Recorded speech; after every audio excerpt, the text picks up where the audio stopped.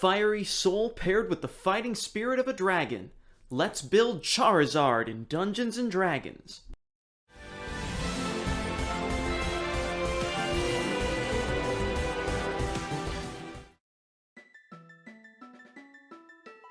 Hello Pokemon and D&D fans, Mimikyle here, and today we're going to be crafting a Dungeons & Dragons 5th edition character inspired by Charizard from Pokemon. In this series, we want to create adventurers built with a heavy inspiration from the Pokemon in question, rather than just trying to construct a basic Fire-type dragon. To make this build, we're going to use content found in the officially licensed 5th edition books, and throughout the build we'll focus on all of the spells and features relevant to making a fearless fiery fighter, and gloss over the less relevant abilities that we might pick up along the way. This is my personal imagining on how to create this character, and if you have a way you prefer, or want to share some helpful tips on how to make this build better, let me know in the comments below. This build may seem a bit unorthodox at first, but stick around to the end and I'll explain what I'm going for, from a diverse combat options standpoint. To build our daring, deadly dragon, we're going to first want to set some goals for the build itself. First, Charizard is best known for its use of its powerful array of fire-type attacks, so having many options to burn our foes will be essential. Next, this fire extends to Charizard's burning spirit for battle, so we'll want to provide some options for this adventurer to get into the fray, whether that be on land or eventually the sky. Our final major area to look at will be type coverage, as Charizard does have a diverse pool of attacks to use when fire might not be the best option. For our race, it might be really obvious, but it's obvious for a good reason, as we're going to build a Dragonborn adventurer.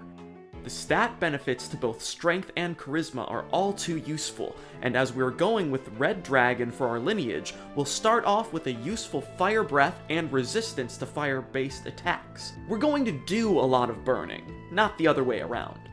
With the racial bonuses in mind, our starting stats through the point-buy system will be a 14 in strength. We want to always be able to tear our foes apart up close. 13 in dexterity. You'll be quite agile as you fight, moving around with ease. 14 in constitution.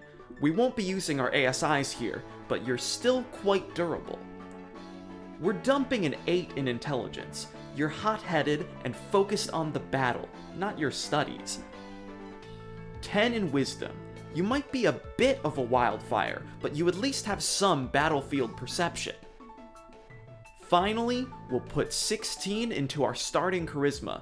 This will be where our true firepower comes from, as you'll soon see, so it needs to be as high as possible. It might feel a bit out of place when looking at the rest of our build, but our first level is going into Barbarian. Making this our first class will give us access to starting the build with the highest hit point pool available, setting us up well for the future.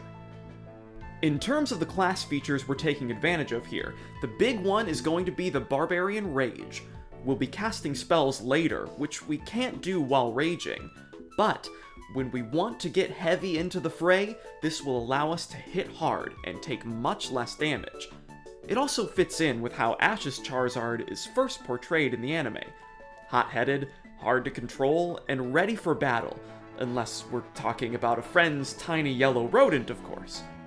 Lastly, I want to mention the unarmored defense feature. Yes, it's nice to have, and might be useful in a different build, but with our very next level, we won't be using this feature anymore. Speaking of our next level, it's time to get this fire burning and put our first level into Sorcerer. This class will be the crux of our build. At first level, Sorcerers get to choose their Sorceress origin, and we're going with Draconic Bloodline. This choice will give us a few things right away. First, we'll pick Red Dragon as our ancestry, to go in line with our Red Dragonborn state. And as we level in the class, we'll gain some abilities through this ancestry that will benefit our firepower down the line. The other first level benefit from this bloodline is Draconic Resilience, which allows us to make our armor class 13 plus our dex modifier, making it just a bit stronger than the Barbarian feature. Also with our first level in Sorcerer, we're going to gain access to spellcasting based on our Charisma modifier. Looking at our spell choices, we start with a whopping 4 cantrips, the first of which will be, of course, Firebolt, to give us a very consistent use of a basic Ember-like attack. The next cantrip is Shocking Grasp, to emulate the move Thunder Punch, giving us an electric-type option so we aren't so helpless against water types. Next up is Dancing Lights, allowing us to use our firepower to aid in exploration. We're diverse like that. Our final cantrip for the time being is Green Flame Blade, a very popular option for close-range combat, and fitting with the fire theme. Looking at first level spells, our first choice is Burning Hands, letting us throw around even more low-level fire. The other spell we'll take right now is Earth Tremor, letting us throw our powerful build around to do a little bit of damage and trip up nearby foes. There's a lot to be gained in the first level of Sorcerer, but moving on to the second level, we'll first gain the Font of Magic feature, giving us an ever-growing pool of sorcery points, which can be used for a variety of purposes, like regaining spell slots for more firepower, or other uses you'll find out about later. We'll also get one more spell, this time take the first level spell Jump, just to increase our agility and maneuverability before we can actually fly later. For Sorcerer level 3, we gain the use of Meta Magic, different skills of our choice that change the flow of how our magic works.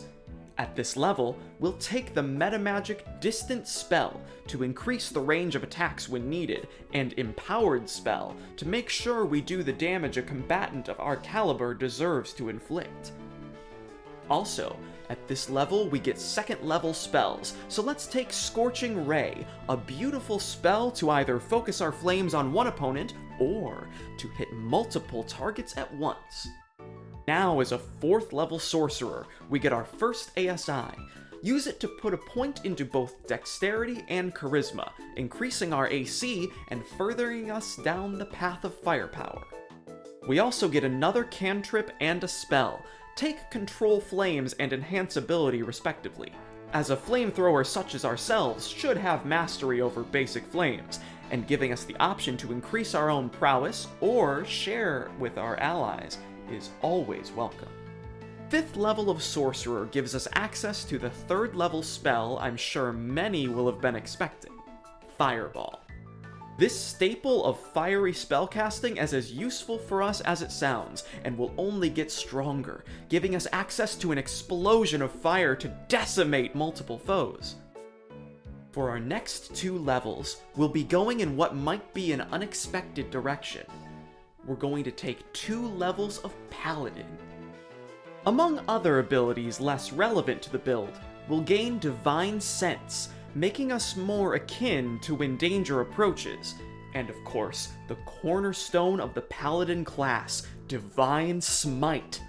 The Smite in and of itself is very useful, giving us heaps of damage to throw at our enemies, but with the spell slots we'll be gaining as a Sorcerer, we'll be able to throw around a lot of smites by the time we're done. Also, we'll take a few Paladin spells. The only ones that feel relevant to the build are Burning Smite, more fire melee damage, Compelled Duel, a way to goad your enemies into combat, and Shield of Faith, useful for keeping yourself out of harm's way. Going back online with Sorcerer level 6, we'll gain the Elemental Affinity feature through our Draconic bloodline, allowing us to add our Charisma modifier to our fire-type spell attacks, further increasing our burning potential. We'll also take the spell Erupting Earth, giving us a use of Rock Slide to hurl rocks at our opponents if need be for some bludgeoning damage.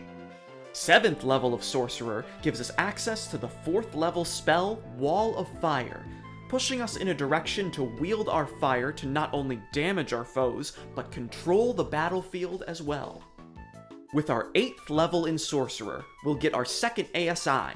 Use it to give 2 points to Charisma, so we can increase our spellcasting power, and we'll also learn the spell Haste, making us, or one of our allies, a force of nature in melee combat for a little while. At 9th level Sorcerer, we'll take the 5th level spell, Immolation, emulating the move Fire Spin, letting us set an enemy ablaze and continue to damage them for turns to come.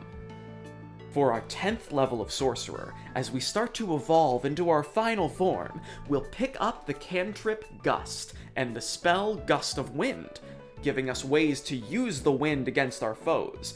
We aim to be a Lord of the Skies, so we need to have mastery over the air. We'll also pick up the heightened spell Metamagic, to make it harder for our enemies to resist the effects of our spells. 11th level Sorcerers get 6th level spells, and we are going to take Sunbeam. Like in my last build, we've seen that this spell makes a good version of Solar Beam from the Pokemon games, and it's right there in Charizard's moveset, so we may as well take advantage of some hearty radiant damage. At our 12th level of Sorcerer, we'll take the feat Dragon Fear, rounding out our Charisma at 20, and allowing us to expend a use of our Fire Breath to instead let out a roar to intimidate our enemies. At Sorcerer level 13, we can get the 7th level spell Firestorm, giving us a true Fire Blast to roast a field of enemies in immense fire damage. Our 14th level of Sorcerer is the level I've been waiting for, and the one that really excited me when I learned this next feature existed. Our Draconic Bloodline gives us access to Dragon Wings, which can sprout from our backs on a bonus action, and don't leave until we get rid of them. Finally, we can become the aerial fire-breathing combatant we were always meant to be. At 15th Sorcerer level, we pick up the 8th level spell Earthquake, another move from Charizard's list, and one of the most practically powerful choices to boot. This spell, paired with our wings, will let us really place any landlocked fighters at a severe disadvantage. 16th level Sorcerer gives us our last ASI. I'd say put 2 points in strength, since Charisma is already maxed out, and it would be nice to hit harder with our physical attacks. For our final level, we'll take a 17th level in Sorcerer, giving us access to 9th level spells. We'll take Meteor Swarm, allowing us to rain true fiery pain upon many enemies, displaying our mastery of the field through fire and sky. Now that we've capped our levels, let's take a look at the benefits and drawbacks of this build. First, we've picked a ton of fire-based spells and found ways to increase their power across the board. Not only that, those spells can serve a variety of purposes: single target damage, battlefield control, and even some adventure-based spells. Along with the fire, we're decently mobile, with our infinite flight, and have a serviceable armor class for a magic user. The last facet, and most interesting in my opinion, is that this build really has options. If you want, you can forego spellcasting for a bit, go into a rage, and use a bunch of high-level spell slots to rain smites down upon your enemies up close, and then switch back to spells later if you need to. On the side of drawbacks, admittedly, while the versatility can be useful, and is just plain fun, with so many levels in Sorcerer, you'll never have the hit points needed to be the best frontline fighter. So you may find yourself being taken down quickly. Also, while the fire magic can be very strong, we're missing a bit of real spell versatility in our pursuit of the strongest flame. All in all, this is a fun and potent build at what it sets out to do, and on a team, you should be doing fine. This build really comes online in the later levels, but as many of us know, not many campaigns run up to 20th level. So I've set up some lower level variations for the build. We can call them the Charmeleon and Charmander builds. First, looking at Charmeleon, if you want to build a character around level 12, I'd give it again the first level of Barbarian, 2 levels of Paladin, and 9 levels of Sorcerer. This allows your adventurer to take on the fierce melee combatant side of the evolution line, before you gain flight, while also having many fiery spells to hurl around. Also, for your second ASI, take the Dragon Fear feat instead, to round out your charisma and get the feat's effects. Now looking at Charmander, for around level 5, he's quite a different case than his later evolutions. The fire inside is there, but he has yet to lean into his rage. Give him a straight 5 levels in Sorcerer, so he can get up to learning Fireball, and for his ASI, give him a +2 to Charisma, for more firepower. With all of this in mind, you're ready to build a Charizard-inspired adventurer for your next Dungeons & Dragons campaign. I hope you enjoyed this video, and if you did, don't forget to like and subscribe for when I post the next episode in the series. I want to improve these videos over time for a higher level of enjoyment all around, so any advice would be welcome. And in the vein of the build itself, if there are any thoughts you have on the way I put it together, anything it might be missing, or anything you feel would help me craft a better adventurer, don't be afraid to let me know in the comments below. Thanks for watching, and before I sign off, here's a teaser for the final member of our trio of videos.